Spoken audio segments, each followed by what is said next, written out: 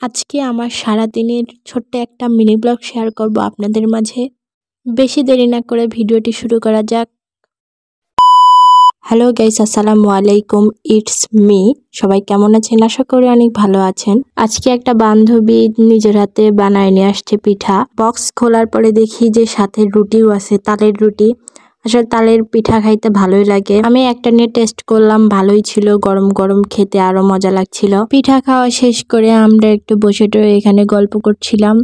তো গল্প করা শেষ হওয়ার পরে ক্লাসে যাই, ক্লাস করি। একটা ক্লাস শেষ করে এখন আমরা যাচ্ছি ভাইরাল সেই ফুচকা খেতে, যেটা একদম ঝড় তুলে দিয়েছে। এই ফুচকা খাওয়ার পরে আমি একটাই কথা বলবো, কিছু কিছু ফালতু ব্লগার আছে, তারা গিয়ে এমন একটা ভাব দেখায় যে কত স্বাদ, কত মজা। ঢাকার ছোট ফুচকার সাথে এটার তুলনা করে। আসল কথা এটা আহামরি এতটা কিছু না, শুধু টকটা একটু বেশি।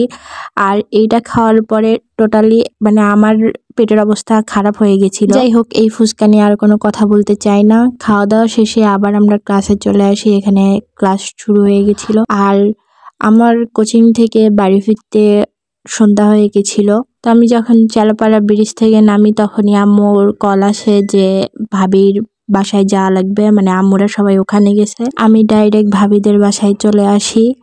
আর এখানে আন্টি খিচুড়ি রান্না করছিল। তো খিচুড়িটা অনেক মজা ছিল, সাথে বড়া ছিল ডালের, আর ডিম ভাজি। এটা অনেক অনেক মজা ছিল। খাওয়া দাওয়ার ফাঁকে দুই বিয়ানের অনেক গল্প হয়েছে।